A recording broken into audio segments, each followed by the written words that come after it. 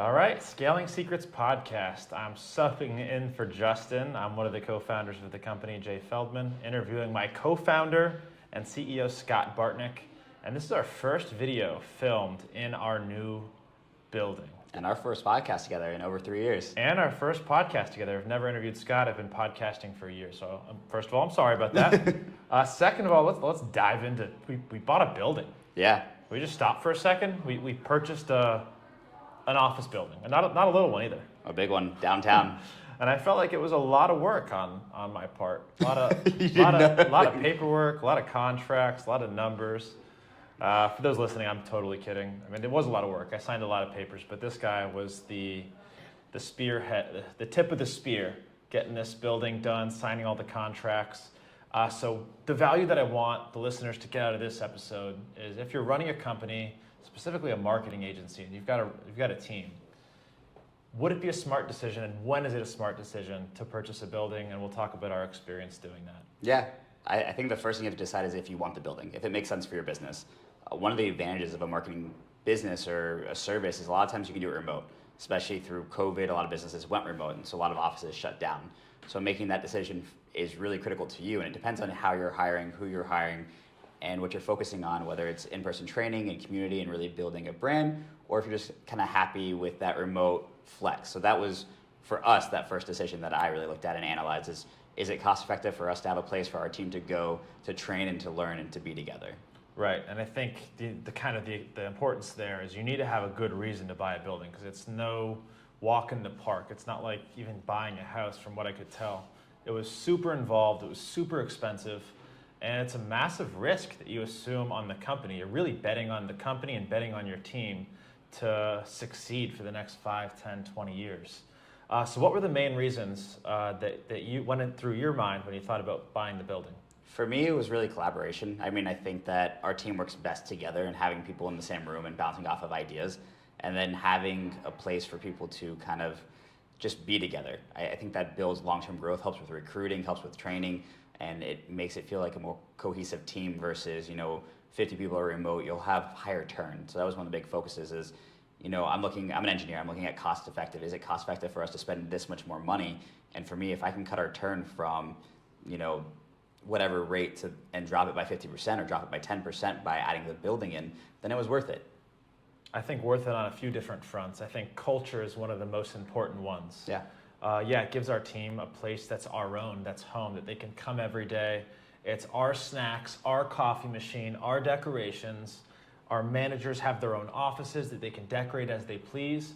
And that's just not something that you can really get with any other solution, like a co-working space like we were before. So I guess talk a little bit about that, like why starting in the co-working space, how we grew out of it. I mean, the co-working space was great for us. We worked at Thrive, Downtown Saint Pete. They were awesome. But for me as an entrepreneur, part of the reason why I became an entrepreneur is I didn't want anyone to own any part of my business, any part of my business flow, anyone have to negotiate different things. I wanted to be vertically integrated. And so that's one of the reasons why in business, like we own our website, we own all the sales channels. We don't rely on Google. We don't rely on Facebook. We diversify. And it was the same thing with Thrive, is we were relying on someone else to be a gatekeeper for us. And then there was just the cost per square footage with those co-working spaces. I mean, we were in 800 square feet and paying over $100 a square foot. So it was very expensive. And so that's part of it too, is that cost savings there. Right, and if you think about any form of infrastructure for your company, right, the website's one that you mentioned. Like our solution, our private servers, WordPress scales really well as we get bigger and do more money. Whereas if you're on Wix and you're processing payment on their platforms, that might not scale as well as you get bigger and hire more employees. And I think that same thing can be said about the co-working space. Yeah, I'd like to control as much of it as possible, but there's always the pros and cons because there's a lot of flexibility. I mean, simple things like coffee and having the place cleaned, like now our team has to manage a building. So it's a whole nother job has been added on. Right, and kind of going back to the co-working space, didn't really scale. And when we got in, it was just me and you in a big office. It was way too big for us. And like we are here now. Right, a year later, we're 30, 40 people in St. Pete, and Thrive, our co-working space, couldn't occupy us anymore. So this scaled with us and started to make more and more financial sense. Instead of paying them a massive rent check every month, now we're paying down our mortgage. But obviously there's a lot of unknown costs that went into this building that we're going to discuss that are pretty scary and exciting for people who are listening. So let's talk about some of those things that you don't really think about when the thought of buying a building comes up. Like, what are some of the unexpected costs, workload, risks that might come along with it? Yeah, so there's a lot throughout the process where, I mean, if you've done this multiple times, you'll be aware of most of them. There's no surprises in the sense if you've done this 30 times, it becomes standard business, but things like inspections are critical. You have to make sure you're getting your building inspected. You have to figure out, what is important, what would be a deal breaker, what do I need to renegotiate. Legal fees got very expensive because we had multiple entities involved in the process, so they're looking at all the different entities, they're proofreading, I'm going back and forth, and me as a new buyer, I had to ask a lot of questions. So I read every single line of that contract, and I redlined everything, and I was like, what does this mean? Why are they saying this? What does this actually mean?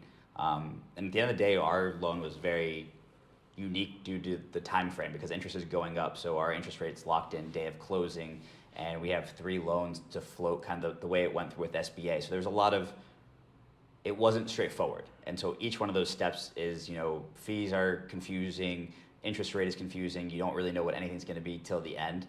And that part of that's timing, but part of that is just business.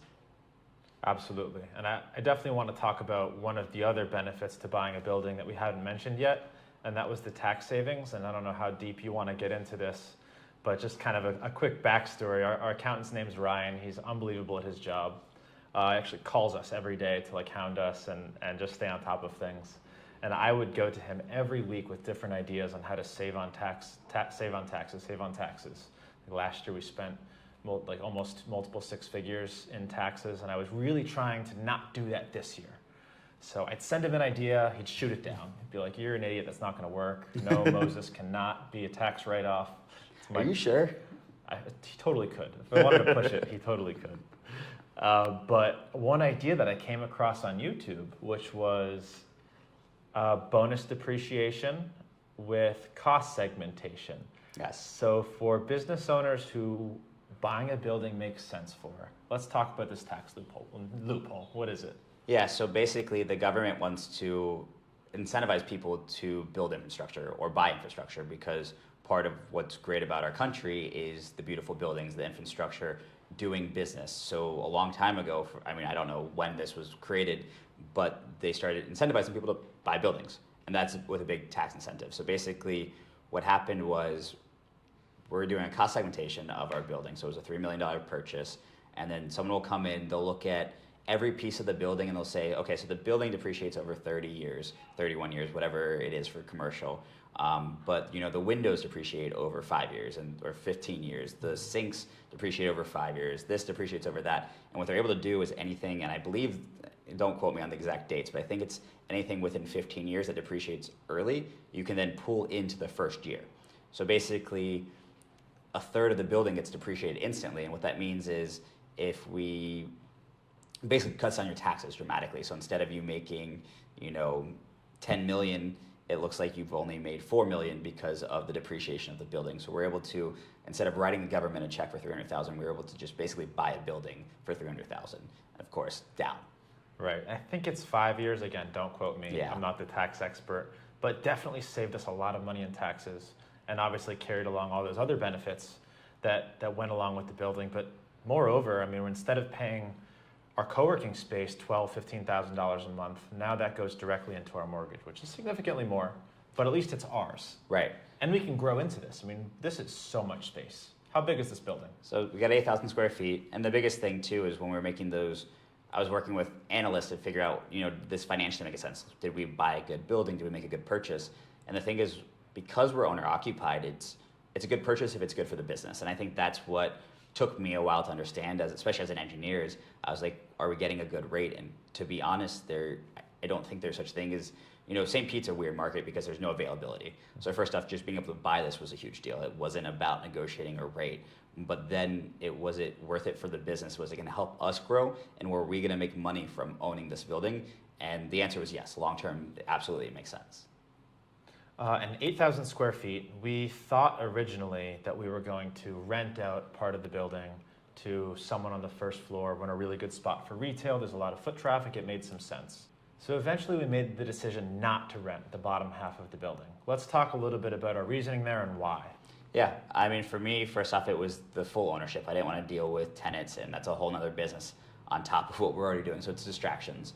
But it was really more of the financials. I thought it made more sense to use the bottom space, even if we didn't need it at the time, because first off, we'll probably need it in a year or two, and most retail wants a 5-year, 10-year terms, so that would lock us into something. But it really comes down to, can my team utilize the space in any way, including videos like this, and make money from it? And I assumed the answer was yes, and so that's why I don't think we should rent it and why we're not renting it. Yeah, I tend to agree. I think the going market rate would have been somewhere between $10,000 and $12,000 per month, which is really 2 clients for us. Right. And like you said, even if having an area like this or multiple areas like this to film, for our team to hang out, full kitchen, a ping pong table, a dog park, all the things that I want in an office. No dog park. Dog park, Okay. eventually. It'll totally be worth it. And I'm excited to walk into the office every day and see our stuff from the street. Right. I mean, people are walking down the street all the time, and they just have the beautiful Otter sign with the grass wall, this beautiful branding behind us. So many people scan this thing. It's probably not going to be the best leads, but hey. I mean, there is a lot of value to it, and again, it's the credibility and the trust that we're getting by owning a building. Is, you know, when we were in business and we were 6 months in and working at the apartment, one of the questions we got is, how long have you been in business? Right. And we'd explain the story and the process, and we talk about what we did before. No one asks that question anymore. We have the credibility, we have the trust, we have the reviews, we have the building, and so no one, that's not something that people are concerned about. It's the concern is now, you know, is this the right match for them? And of course, we need to understand if they're a right match for us, but this is a big piece of that credibility and trust, especially in the local market, as we bring in more local clients and give them a tour and have coffee here, and all of that helps us build credibility. Yeah, and that definitely is part of my vision for this building is as we do build ourselves in the local market, or even have clients fly in from other states. Yep. Just to have a really cool place to host them, have them on a podcast. We're going to build out a world-class podcast studio. I'm pumped. I don't care what you say. I'm spending all of our money on it. That's fine. But yeah, Christmas parties for our office, which we're having in early January. Just a place for everyone to come hang out that's our own. I think it's really important. I do too. I mean, bringing clients to the co-working space we're working in was beautiful. It really was. But you were interacting with a lot of people that weren't your clients, and you didn't, or your team, and you didn't own the process. And again, for me, it's very important that we own as much of our process and our branding and our communication as possible. Right. What is the single biggest challenge that you think you faced when spearheading this building acquisition? Funding was definitely difficult. We're a new business. At the time that we started this process, we'd only been in business 2.5, almost 3 years. We had moved states with our entity, so there was questions on that.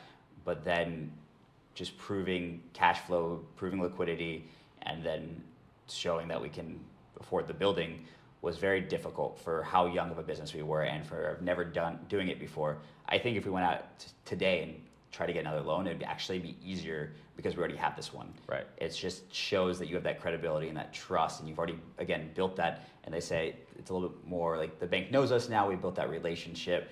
And so that whole process was just honestly difficult. It was, I think we did over 200 forms, and each form was maybe 50 pages. Like, it was just a wild amount of paperwork to get to this point, because, you know, we put other entities involved in the process and really had to pull it all together to make it happen.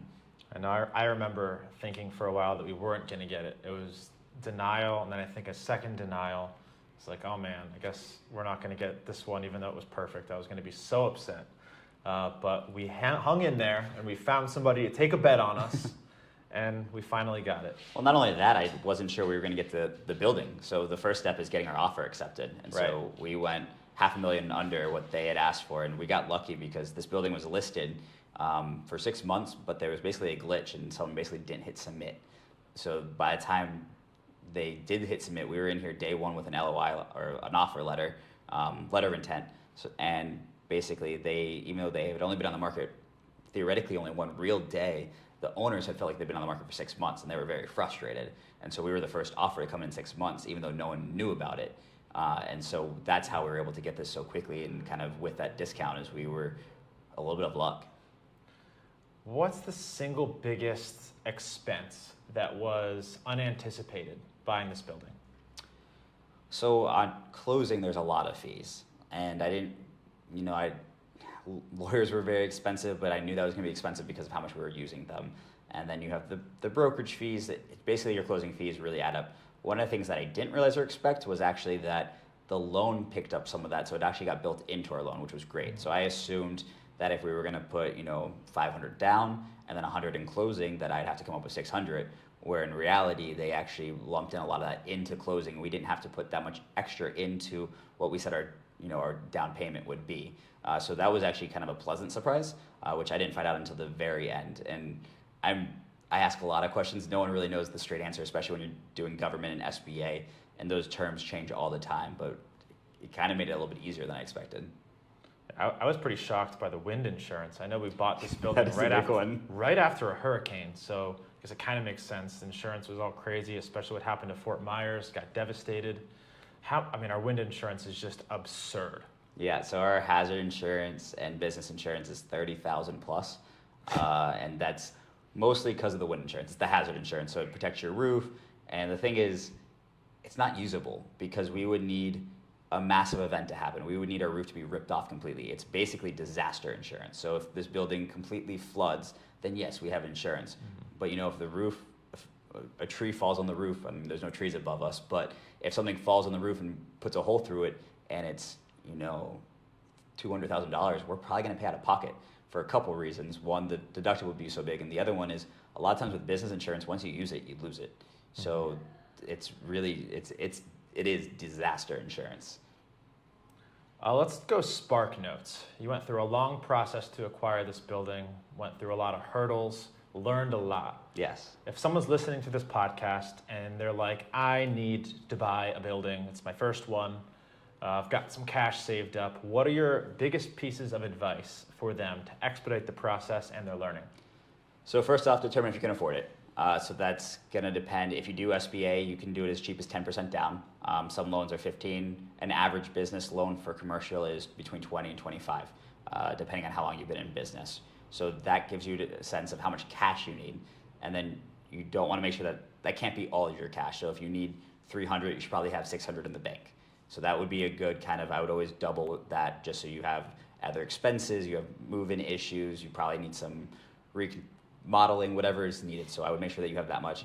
And then it's a cash flow question you have that much money, but how long did it take you to make it? So can you afford, I would say probably 3 times the mortgage in the sense of free cash flow that's not already being allocated. So if your mortgage is going to be $10,000, I would recommend that you at least are making $20,000 extra that you've been putting away, probably $30,000, so you can comfortably say, during fluctuations, you're not going to be in trouble. So that's the first thing is, can you afford it? So can you afford it? And then finding it. The next big step for us was we were looking for over a year. We put offers in on 2 buildings. This was the second one. Thankfully, we got this one. The first one we almost got, but someone came in significantly over us at the very end. Mm-hmm. So it's, can I afford it? And then actually getting an offer accepted. And so we did that through a letter of intent. And the letter of intent just says, hey, we intend to buy this building. Here are the terms. If you agree, please sign them. And they're non-binding. So during that time, it gives us basically a week to get an offer letter together. And theoretically, even under a letter of intent, they could still sell it to someone else. But it's kind of a handshake like, hey, Jay, I agree that this is a fair deal. I will give you a week to get together so we can come to mutual terms and sign the contract. And so we're lucky that when we did the letter of intent here, we did it day of, they signed it day of, they got an offer 2 days later. But because they met us, they liked us, they already knew that we were planning to do it and we were serious, they let us have the grace time to get that contract signed. So then we do the contract. On that contract, a lot of times you have due diligence period and financial periods. So for us, it was important that, if for some reason we found something due diligence, we weren't having to pay any money. So that was critical that we had 60 days of due diligence to find any issues, and I believe it was 65 days of financing. So we had to get financing and our due diligence done in that time frame. After that 65 days of yes, we've been approved by the bank, and yes, we approved the building, we're financially committed to buying the building. And so that was kind of that process. And so at that 65 days, then you're just finishing paperwork. So you've been approved, and it's just going through the process, going through legal, reading the terms, really making sure that everything lines up, because you can still push back and forth on, hey, that's not what we agreed on. So you have to make sure everything lines up properly. And then it's just signing the paperwork and, of course, sending some money over. Lots of money. Lots of money. So it's been a hell of a ride. We're finally pretty much in here. Obviously, there's a lot of renovations and stuff to happen. So if you're listening or watching, definitely continue to follow. We are adding items and remodeling all of the time. I'm excited to see what this place looks like a year and then 5 years from now. It's going to be pretty wild. That'd be cool. Cool. Well, Scott, it's been a pleasure talking about the building. Any last things you want to mention or discuss regarding the purchase? I would just say, I mean, one of my biggest takeaways is how much attention it took of my time and my team's time. So my job really switched for almost 90 days. And even once moving in, just getting things set up for the team to be comfortable. So probably over 120 days of my attention really being at least 70% of this building. So that's another massive cost. Mm-hmm. The amount of money we could have made during that time if I was doing something else and if my team's attentions were somewhere else. So you got to make sure that not only can you afford it, but also can you afford to lose that much time? Is your team set up enough for you to still succeed while you're buying this? Because real estate and rent and leases are actually one of the biggest leaders to small and medium businesses going under. So there's a lot to be thought about before you actually start the process. Cool. It's a good final note. Yeah. And awesome episode. If you're watching or listening, Scaling Secrets, be sure to subscribe, pound that like button, and leave a comment if you're interested in purchasing a building of your own. And I'm going to make sure Scott replies personally. I will. I'll see you on the next episode.